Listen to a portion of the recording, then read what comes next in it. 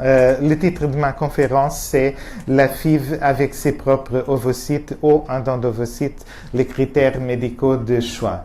En fait, j'imagine que ça, c'est la question une grande partie de vous qui est dans cette salle se pose. Est-il encore possible de tomber enceinte avec mes propres ovocytes? Je vais aussi parler un peu des risques pour les femmes plus âgées. Bien sûr, on a le droit de faire le traitement.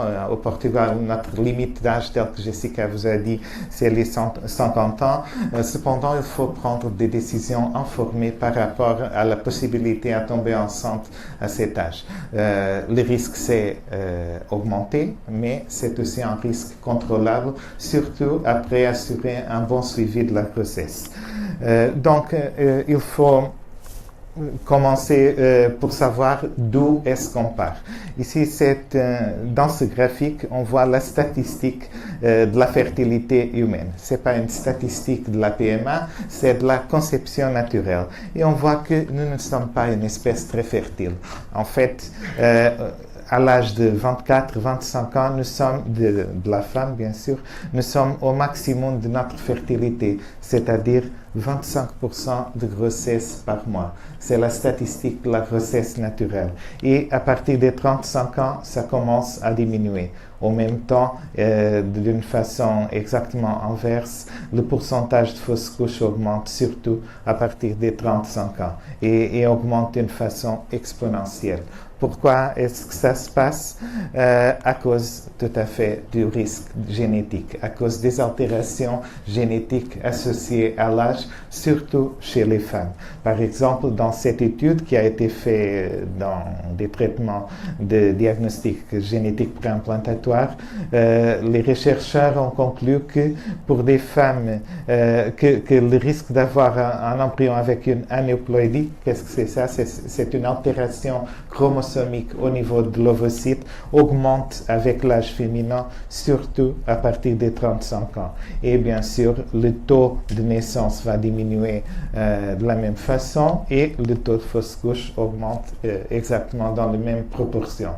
Donc, quel est le problème de l'âge avancé? C'est le plus grand problème, c'est en fait la probabilité d'avoir des ovocytes avec des altérations chromosomiques. Qu'est-ce que c'est ça, des altérations chromosomiques? Ce sont par exemple les trisomies. On voit cette statistique par rapport au risque de trisomie et on voit ici qu'à partir des 35 ans, ça monte exponentiellement. Pour parler de l'une des trisomies les plus connues, par exemple la trisomie 21, à la 10e semaine de grossesse, aux 25 ans de risque. Le risque est jamais nul, ok? Mais le minimum est à l'âge de 25, c'est un cas sur 1064, mais à l'âge de 45, par exemple, le risque est un cas sur 19, ok? Ça, c'est un exemple du type de risque génétique associé à l'âge. Un autre problème associé à l'âge, c'est bien sûr le risque obstétrique. C'est le risque qui sera toujours là, indépendamment que le traitement soit fait avec vos propres ovocytes ou avec les ovocytes d'une donneuse. Nous savons déjà que des facteurs comme l'hypertension artérielle, la prééclampsie, le diabète gestationnel, la mortinatalité sont toujours augmentés chez des femmes plus âgées. Bien sûr, je vous donne l'exemple du risque de mortinatalité, ça augmente de 0,47 avant les 35 ans pour 0,81% après 40 ans. C'est-à-dire que ça va doubler. Bien sûr, ça reste dans des pourcentages relativement faibles. C'est-à-dire, pourquoi ça se passe? Parce que dès qu'on assure un bon suivi de la grossesse, ce type de facteur est parfaitement contrôlable.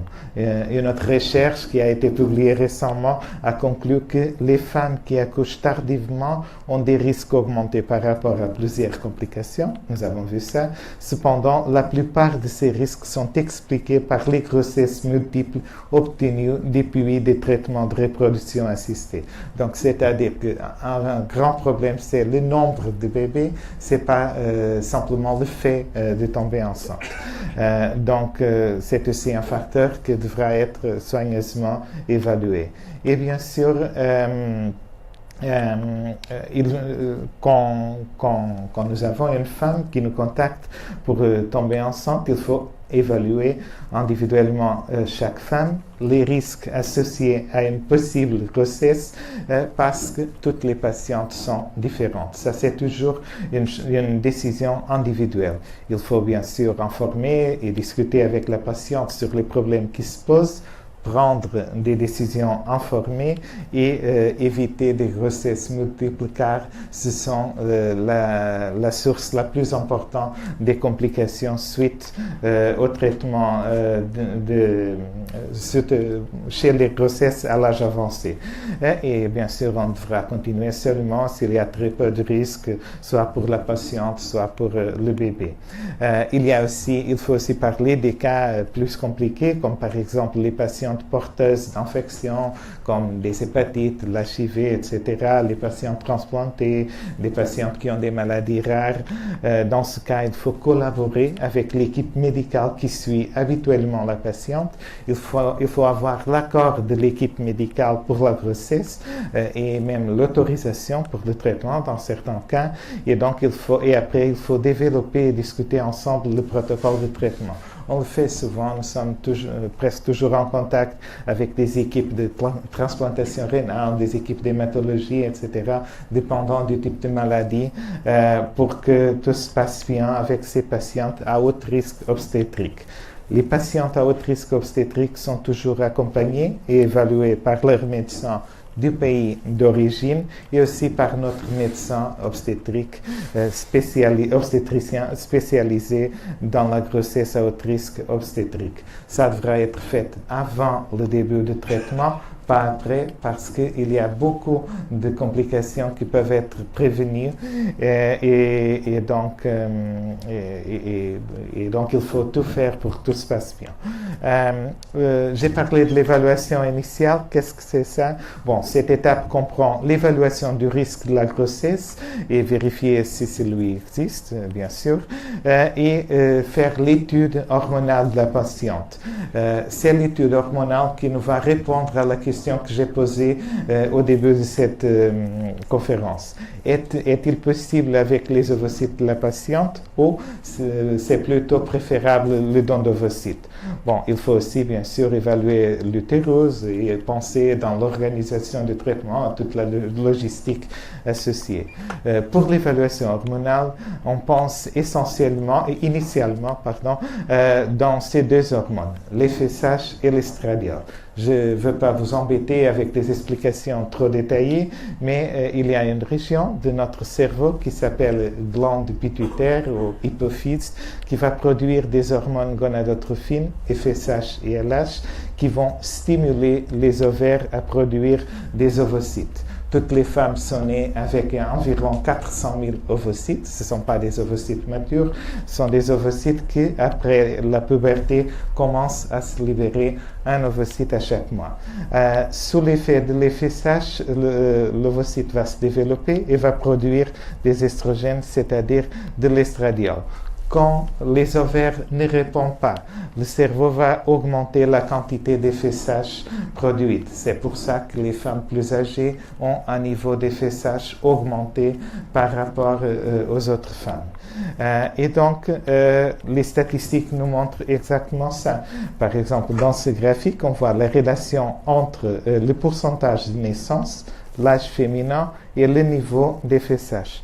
On voit que pour un niveau augmenté des FSH, pour tout groupe d'âge, la probabilité de naissance est inférieure, mais on voit aussi que l'effet de l'âge est toujours présent. Donc, c'est préférable. Par exemple, une femme à 30 ans qui a une FSH de 8 aura sûrement une probabilité de grossesse supérieure à une femme de 44 ans qui a une FSH de 3. Okay? Donc, il faut ne penser seulement dans un seul paramètre, il faut évaluer tous les paramètres en même temps ensemble. Si on pense seulement à l'FSH, il y a cette statistique ici où on voit qu'à partir d'un niveau de 15 d'FSH, la probabilité de grossesse est très diminuée. Bien sûr, l'FSH n'est pas le seul facteur. Récemment, l'hormone antimullérienne a été indiquée comme le facteur le plus important par rapport à la probabilité à tomber enceinte. Qu'est-ce que c'est ça? C'est une hormone qui est produite par les ovocytes quand ils sont prêts à être recrutés par les FSH pour le procès d'ovulation. Cette hormone, l'hormone antimullérienne, est directement associée au nombre d'ovocytes qui sont disponibles pour être ovulés. Et donc, si nous avons un bon nombre, un bon nombre d'ovocytes, c'est-à-dire une bonne réserve ovarienne, l'AMH sera augmenté, et ça va donc diminuer avec l'âge, c'est-à-dire il y a une nette relation entre la réserve ovarienne et l'âge féminin. Donc la première option pour toute clinique de PMA, je pense, c'est essayer le traitement avec les ovocytes de la patiente. Je pense que personne n'arrive à une clinique de PMA pour dire « Bonjour, je souhaite tomber enceinte avec les ovocytes d'une autre personne ». Tout le monde pense initialement à essayer avec ses propres ovocytes. Bien sûr, il faut discuter. Ceci sont des statistiques en ce qui concerne le contenu génétique des embryons. C'est une recherche basée sur plus de 20 000 embryons et on voit que le pourcentage d'embryons euploïdes, c'est-à-dire des embryons avec une constitution chromosomique normale, à partir des 42 ans, c'est inférieur à 20%. Un AMH supérieur à 0,5 nanogrammes par millilitre.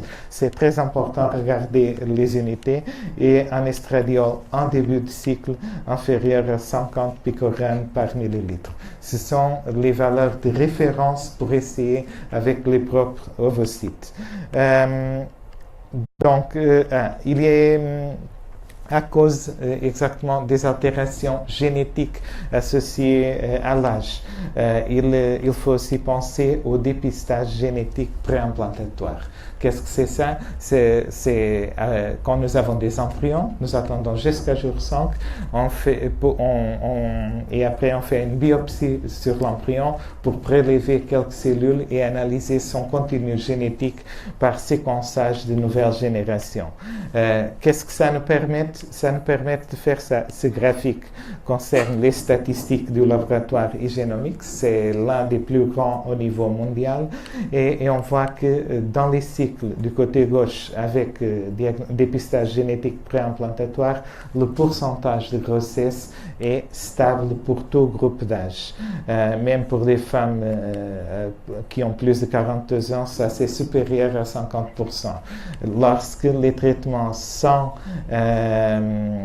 dépistage génétique préimplantatoire ont des taux de grossesse significativement diminués. Pourquoi ça se passe? C'est facile parce que dans les cycles où on fait le dépistage génétique préimplantatoire, on arrive à identifier les embryons qui sont viables. Donc, après le transfert des embryons qui ont une constitution chromosomique normale, c'est normal d'avoir un taux de grossesse significativement supérieur.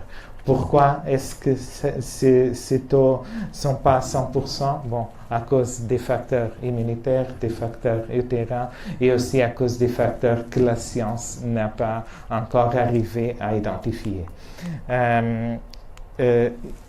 Une grande partie de nos patientes que nous contactent dit « Bon, ok, je souhaite essayer avec mes propres ovocytes. Le problème, c'est que je ne produis que 1, 2, 3 ovocytes à la fois. » Bon, pour ces cas, il est aussi possible d'accumuler des ovocytes avant d'avancer avec le dépistage génétique préimplantatoire. Dans ce cas, on fait une première stimulation, on fait la ponction, la vitrification des ovocytes obtenus. Après, on fait une deuxième stimulation, la ponction et la fécondation des ovocytes frais, plus les ovocytes qui étaient déjà congelés. Dans ce cas, on fait la culture embryonnaire jusqu'au stade blastocyste. Ça peut être jour 5, jour 6, même jour 7 dans certains cas. on fait la biopsie embryonnaire et nous congelons les ovocytes, les blastocystes qui sont là. Pourquoi? Parce que pour avoir les résultats de l'analyse génétique par séquençage de nouvelle génération, il faut attendre environ 2-3 semaines. Et après, on ne transfère que des embryons viables. Donc, le PGS, c'est une manière d'identifier, PGS, dépistage génétique préimplantatoire, c'est une manière d'identifier les embryons viables. C'est pas une technique qui permet de changer des embryons de mauvaise qualité.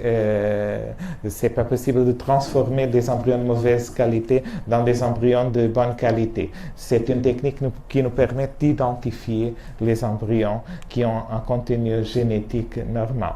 S'il n'y a pas d'embryon viable, bien sûr, le transfert sera annulé et il faut penser au don d'ovocytes. En ce qui concerne le don d'ovocytes, bon, bien sûr, les chances seront significativement supérieures. Ceci est un graphique avec les statistiques des États-Unis. On voit que le pourcentage de grossesse avec le don d'ovocytes pour tout groupe d'âge, c'est toujours entre 60 et 70%. C'est encore une fois la nature humaine. Lorsque le pourcentage de grossesse avec les propres ovocytes de la femme commence à 50% et diminue significativement jusqu'à l'âge de début de la ménopause. Donc, ceci est une solution qui est très intéressante, comme Philippe vous a dit, et qui permet à un grand nombre, et que parfois c'est la seule solution pratique pour beaucoup de couples. Quelles sont donc les indications cliniques pour un don d'ovocytes? Bon, tout d'abord, l'insuffisance ovarienne. On a l'insuffisance ovarienne primaire et l'insuffisance ovarienne secondaire. Exemple d'insuffisance ovarienne primaire, ménopause précoce, syndrome de Turner, syndrome de l'X fragile, mais surtout, dans la plupart des cas, dans plus de 90% des cas, on ne sait pas pourquoi. La science n'arrive pas à expliquer la plupart des cas d'insuffisance ovarienne primaire. Il y a aussi l'insuffisance ovarienne secondaire, bien sûr, qui est causée par des traitements comme la chimiothérapie, la radiothérapie, même des chirurgies, comme par exemple des chirurgies pour l'endométriose, où il est nécessaire d'enlever les ovaires de la patiente. L'autre indication très nette, c'est bien sûr l'âge maternel avancé ou la présence d'une maladie génétique avec une grande probabilité de transmission à la descendance. Et bien sûr, une histoire préalable d'échec avec vos propres ovocytes.